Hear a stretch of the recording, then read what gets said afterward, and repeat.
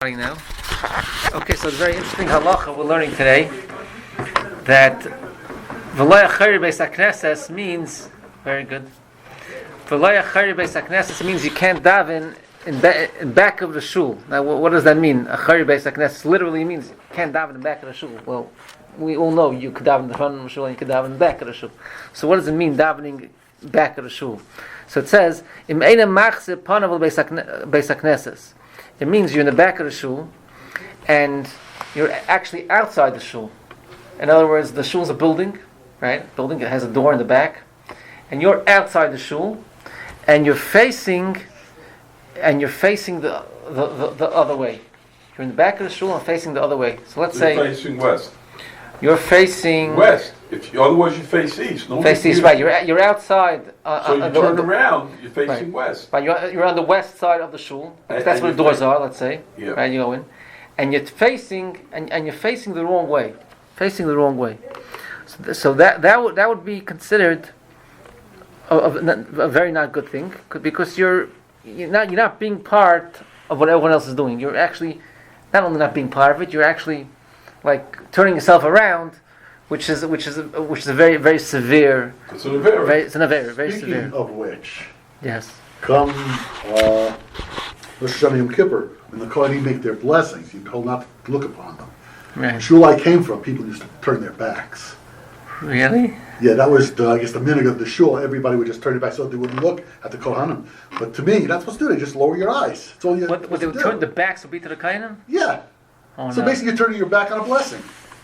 That Doesn't make sense, right? No, that's wrong. That's wrong. Well, I come from a conservative background. That's wrong. I know it's wrong. And I never did that. I just lowered my I think eyes. it says panim connected panim. You're supposed to be facing each other, like. Yeah. If you're receiving a blessing, you're facing the person Yes. who's giving you the blessing. Correct. You're not supposed to look on faces. You just look down. Yeah, and It doesn't take much to not look upon their faces. The truth is, you're not allowed to look at the kohanim at their hands, but Right, 'cause that was generally in the Beis Hamikdash. Now we follow it as a custom because that's what they did. With, for reverence for that Right. for what was. But technically, it's not forbidden, so to speak. It's not a you're not doing a prohibition by looking at the hands. Don't do it. It's a living. Don't do it. I'm not saying to do it. I've always looked down, but I've But never the turned my back on turn somebody who's around giving may me a actually blessing. be a prohibition. Turning around when the Rabbi kohanim are blessing Bresler, you. normally the hands are underneath the talismans. Yeah, it's Right. like they're holding up the towel, so you wouldn't see their hands anyway. Right. Wouldn't see the hand. Technically speaking, it seems like the minhag was that the kohanim did not have their hands in their talis, and that's why we cover our heads. But today, it seems like a little moot point to really, they're covering their hands. Why are we covering our heads technically? So technically, Right. really, what should be according to the true meaning that was that kohanim did not cover their hands, and that's what we covered our That was faces. in the temple. Okay, fine. Yeah. We don't do that. We don't have that. Yeah, we don't do that. Okay. We don't have it now. Yeah. I don't recall what we did in Newton Hill, but I can't believe that anybody turned their back. when No, I received nobody the turned blessing. their back, no. That just doesn't make sense. It's not Doesn't make a sense, Chaim right. thing. You got a different situation. So, and I just wanted to say one thing on your point of if in shul. I believe I saw it says that this prohibition of actually turning your back is we're talking about when you're outside the shul and you're turning your back from the shul. But if you would be in the shul, in your case, and turning the back, that in itself is not prohibited. It's not recommended. But to be this bad thing of just disregarding the shul, that doesn't apply because you're actually in the shul davening. So I have a question for you. On Friday night, right? Yeah. In the Dodi, the end of that, the people turn their backs. Why is that? Oh, because they're Why is that? Yeah, because they're greeting the Shabbos queen. Well, It's coming in so the to door. speak. It used to be they would go the out. back is not coming in the door. There's no door in the back. John, I think the Well, minute ours is used on to the side, be but the minute yeah. used to be to this is a kabbalistic issue. Yeah. I want to know. They used to go out to the field and to welcome the Shabbos queen, whatever that means. Yeah. Are you allowed just to go leave outside. the shul before, while the service is going on? You Okay. turn your back on it. So Mari has a very good point. It says that to live long. How do you live long? Huh? What's the secret of long life, Mari? What? What's the secret of long life? Chesed. Chesed. So the Gemara has another idea. He's right. It's chesed. Another idea is to come Trust in come Hashem. early to shul, and it says mechashchi, meaning to leave late. So I saw Reb Chaim Kanievsky. Probably most people heard of Chaim Kanievsky. Huh? Reb Chaim Kanievsky. Probably most people heard. His father was the stipler. His uncle was the Chazonish. Chazonish, you heard, right? Yeah. Chazonish was a very special person. But so Reb Chaim Kanievsky writes, how does that relate to us today? He says, you want to live long?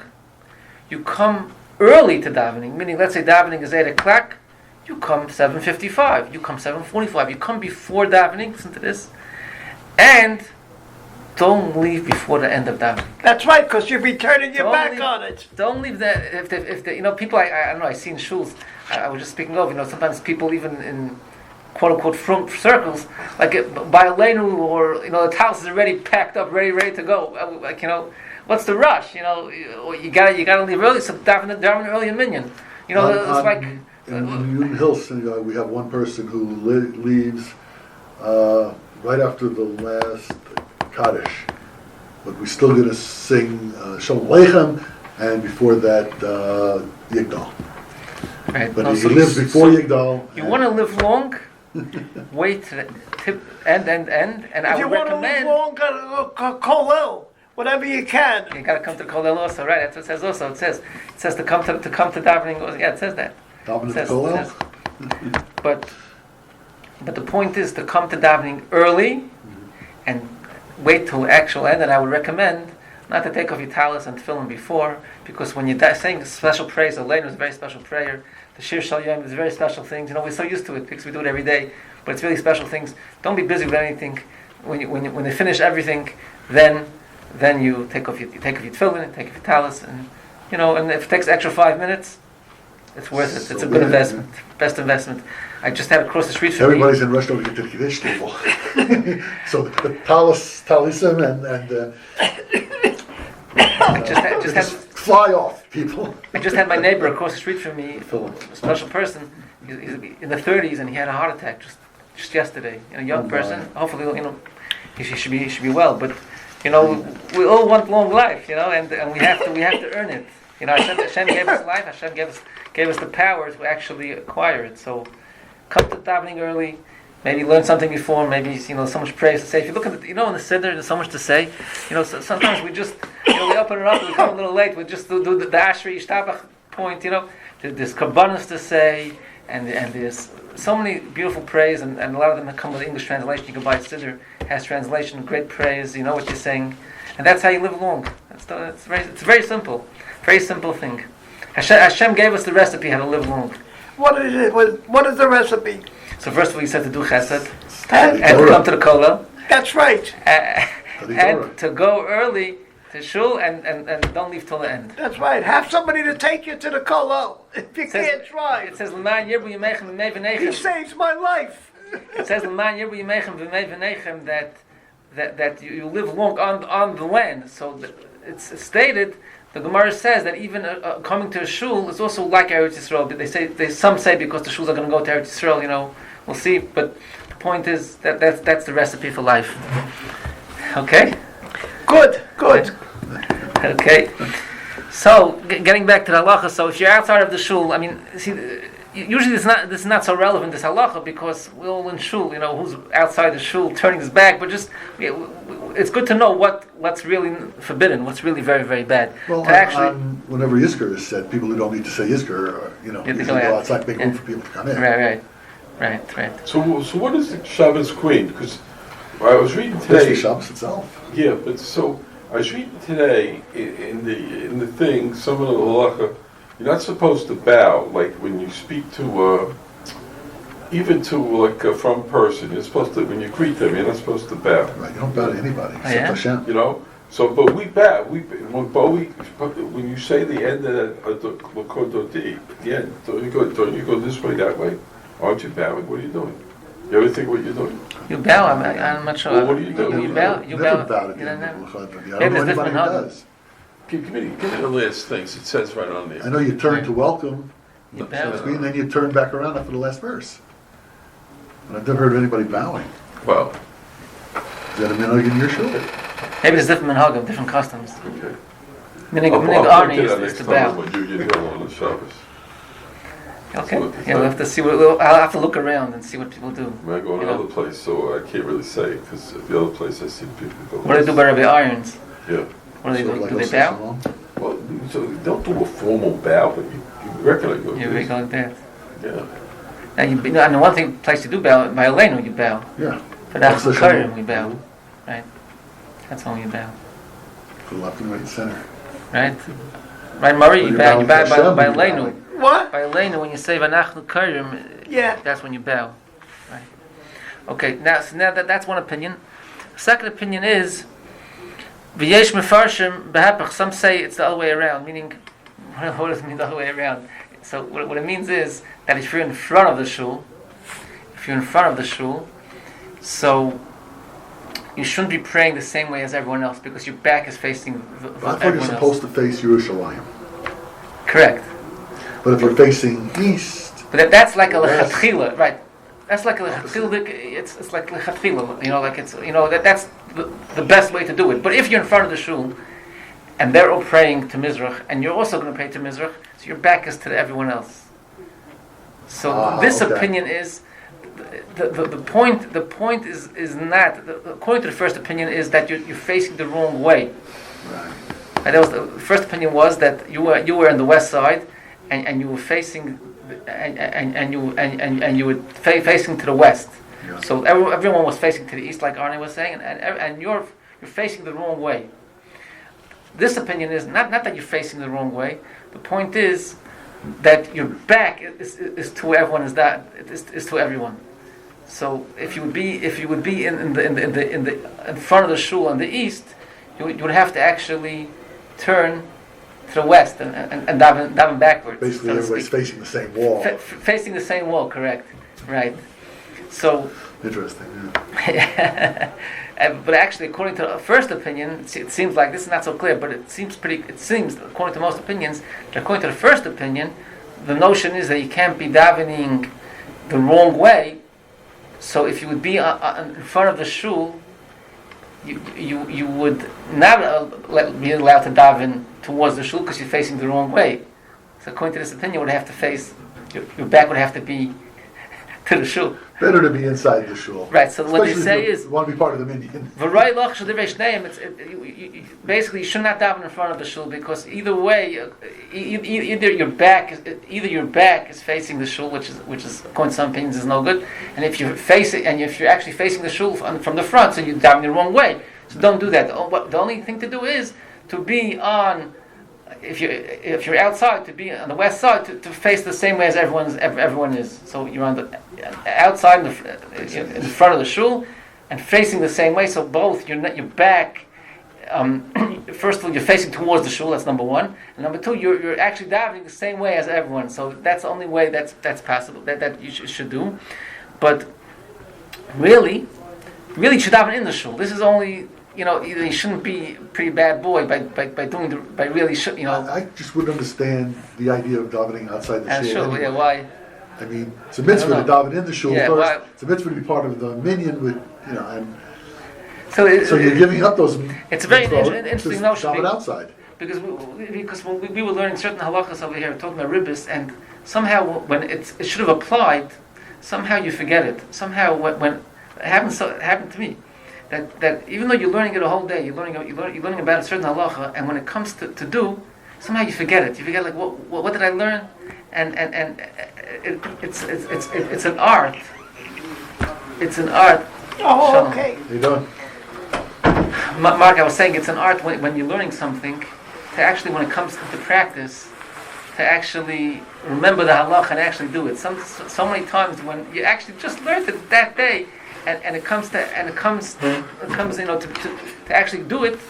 Sometimes you just forget it. Your mind goes blank. It happened to me. Such a thing. I had a question about ribbis. I'll tell you what the question was. It had nothing to do with learning with davening, but we in the kollel today. This semester we're learning all about ribbis. Interest. You don't take interest from a Jew. So I was in the shul, but in Lakewood. And there's a fridge there with coffee and milk, and there's extra bottles. A nice big fridge, 10 bottles. It's not like a little teeny fridge with a half a bottle. six milk. Someone comes running in, and he says, "Can I take can I borrow a bottle and pay back later today?" So what do you say? I don't know. I'm not the guy. So I said, you know what? I have a great idea. Why don't you take the bottle, and when you bring it back, you put it in the pushkin, 25 cents, 50 cents, and there will be the shul would agree. They made 50 cents for nothing. That's what I said. So then someone told me it's like interest. Yeah. Isn't that interest? Because I'm not saying it's forbidden. You have to know how, if it applies or doesn't apply. But I didn't even think about it. The point was that you're borrowing a bottle of milk and you're paying back a bottle of milk with 50 cents. You're paying back See, what? but I would see that differently. You think that? I would say interest would be more milk. More milk. That would be interest. Oh, really? Replacing the original milk and throwing in some additional milk. That would be interest. So you're saying interest But has putting money in the pushka is something we do anyway. You're saying 2 points. You're saying that interest has to be the same type of... Well, if you're lending money and you Yeah. collect the interest on it, that's money. What happens if you Cash is cash. What happens if you lend $100 and you pay back $100 with a bottle of milk? Is that You interest? pay back I would what? say no. You would say no? I would say no. I would say it's a gift, a thank you. Interest, he's saying, has to be the same. The same. I would think so. Because, interest on something is in and of itself. It's a percentage of itself. Uh-huh. So if I were to borrow a gallon of milk and return with a gallon and a quart, that's interest. But to drop, a coin in the pushkin, that's charity. That's You say because it's not the same type of thing. Yeah, Very interesting. my opinion. Yeah. It could be there is such an element. But if you need But he said if it's you- like interest doesn't mean it is interest. What if you need a quarter for the parking meter? You don't have it. You take it. You borrow it from the pushka. You put it in the meter, and the next day you put in 50 cents. Right. You're replacing the one you took out plus you're putting in for the next day. But if you go to shul every day and you put a quarter in every day, Right. then you haven't put any interest in anything because extra. you're replacing yesterday's and you're putting in today's. Yeah. So we had different But if you opinions. put in 75 cents instead of this, then maybe you're paying in advance. Right. So we had You put different. $1 and not asking for change, I'm covered for 3 days. We had different opinions if this is considered interest or not. But the problem was I didn't even think about it. Right. Just You went over my think it's head. because you just learned it? I just learned. It was that day. We're learning rivers the whole day here, and Right. I didn't even think that maybe issue of rivers it's, but that happens so much that even though you're learning something, but when it comes to apply it, your mind goes blank. You don't really. That's really the art. The art is to learn whatever you're learning now. We're learning now Hilchos Tefillah, how it would apply, and even though these halachas don't seem to be, they're not to be applicable, we'll be surprised how somehow. Hey, this halacha, that halacha, somehow would fly in somehow. Sometimes that happens, Okay, now, what happens if you're davening? If you're davening on the sides of the shul, in other words, not in the east and the west, but on the north and the south. So we were speaking about that you can't daven the wrong way. If you're outside the shul, you can't daven the wrong way because you're showing that you're not part of davening, even though you're actually davening. You're showing you're not part of the tzibur, you're not part of the... Oh, you don't mean the wrong way. I thought you meant the direction, like Mizrach. Oh, if you're in the shul and davening the wrong... You shouldn't do that, but that's not so Not- severe. not The so problem is bad you're as- outside and you're Right. davening the wrong way. Okay. So the question was, what happens we were talking about east and west. The question is, what about if you're in the north and south side? So we said also... so you should also daven... You should also daven towards the shul. You shouldn't daven away. You shouldn't daven away from the shul. You should face. You should face the shul. Even if you really technically really best thing should daven east. Daven the same way as everyone. But let's say you can't. Let's say you can't face that way. There's something there you can't see.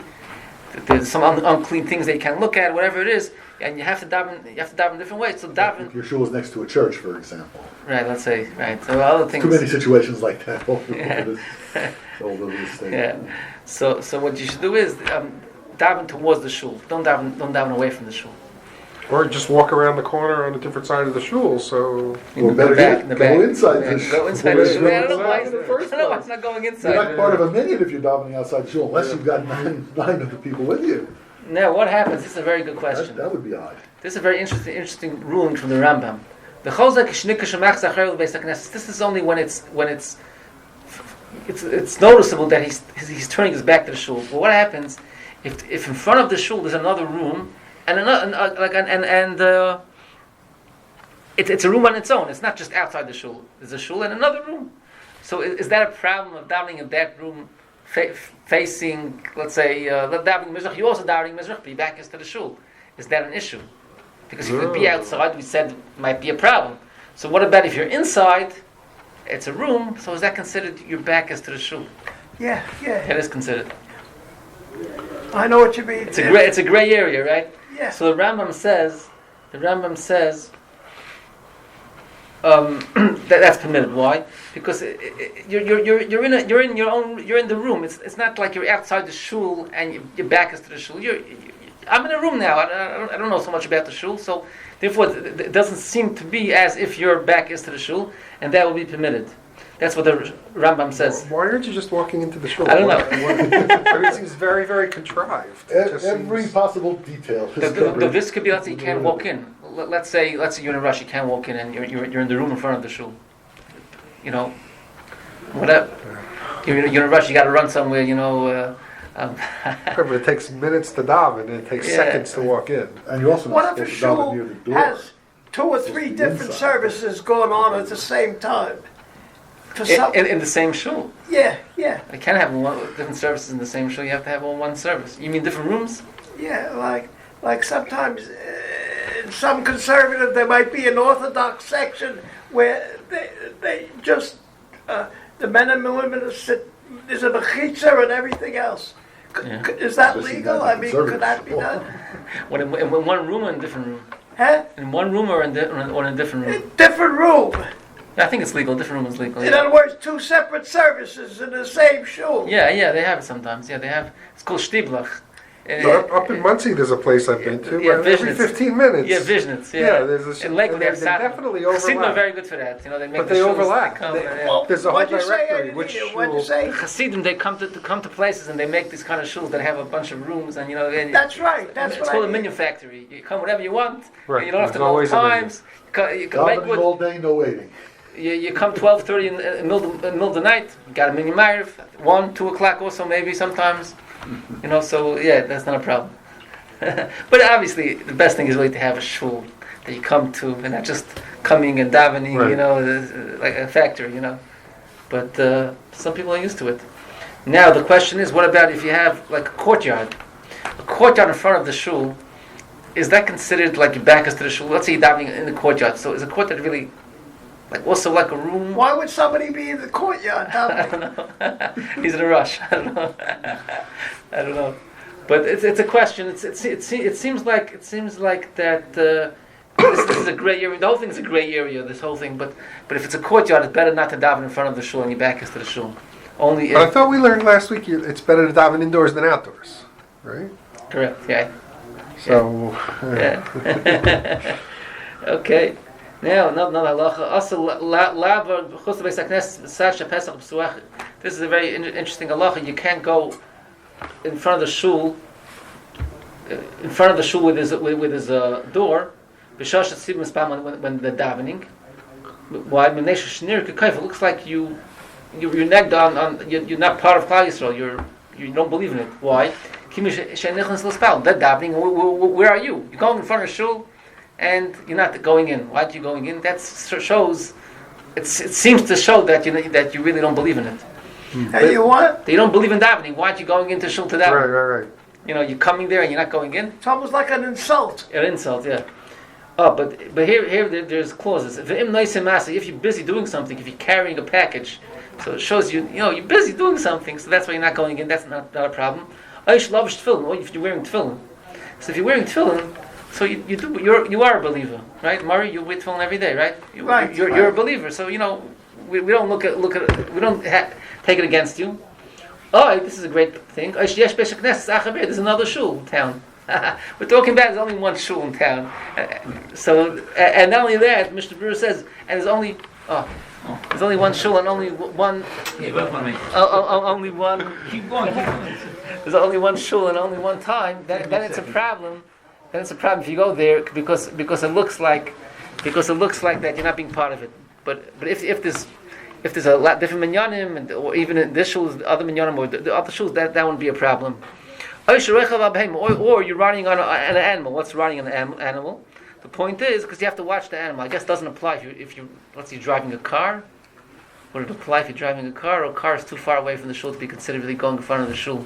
I know this would have to leave it up to Murray to know how you define going in front of a shul. Like if you have like a walkway in front of the shul and you're driving a car, is that called in front of the shul, or that's like far away? I don't know how it's hard to actually define exactly, but I guess if you would be in a town that only has one shul and you're driving by when they're davening, it seems like seems like they should maybe go in and not. Like what? If you're in a place that there's only one shul and you're going by, Yeah. and you're going by, you should go in. It's always nice to go to the Yeah, shul yeah, in yeah, the yeah. city. I always Yeah, enjoy it. but if obviously not wearing tefillin, but let's say you're carrying a package, that won't be a problem. But if you're not carrying a package, you should go into the shul. I heard a story in our shul, happened a few years back, where one of our guys went over to the Wawa across the street and asked if there was anybody who could join our minyan. Yeah. And he actually brought back 1 or 2 people. So what I would generally see then is, during the time that we're davening Mincha and Harv, there's always a Jew driving by. There's always someone driving Because by. they're either Reform or they're Conservative, they're not members of that shul, for whatever reason. Right. So Or maybe they've by already Union Hill, davened Mincha and they're going to daven Harv later. by Union Hill from the door to the street is like 50 feet, 100 feet. It's I don't know. I don't know if this applies. It doesn't apply. I don't know how close you got to be considered going in front of the shul. What do you say, Mark? How close? It's pretty far. It's pretty far. You think it doesn't I apply? mean, it's not like you can stop and pull over there. There's a lane of traffic. There's no Yeah, there's no parking on the street, but we have So, but parking. you could blocking traffic. go go in pull the in. parking lot. Pull in, parking, come on in. Yeah. Might as well go in, yeah. Everybody's welcome. Yeah. What happens if you're driving by and you're on the way to Lakewood? So and We have driving a by lot of people stop and you're by. driving by Union Hill when they're davening Mincha, you have to go in because of Yeah. you have to go in. We have a lot of people, this time of year, not so many, but a lot of people who live in Lakewood that stop by for Marv because it's their last opportunity to daven Marv. Right, so that's a question. Let's say we're saying over here there's no other shul in town. So here there's no other shul in town. Let's say maybe there is, but assuming the Union Hill is the only shul, and you live in Lakewood, you're on the way to Lakewood. So can we say not a problem? I'm on the way to Lakewood, so I'm part of Lakewood. So it's not an issue, or it is an issue because you're in Manalapan. There's only one Well, shul. is it better to daven in your own shul than in another shul? Is there any difference there? Makom kavua, yeah. I If that's what we daven, you should daven. Yeah. Then you should go home. No, but you don't want to be. Let's say people coming from New York, going to Lakewood, they haven't davened Mincha yet. They have to daven Mincha before it's too late. No, but you don't want to be over in this halacha of going by shul when they're davening and not going in. Yeah. They should have davened in. Now, people on Route 9 will be pretty far away.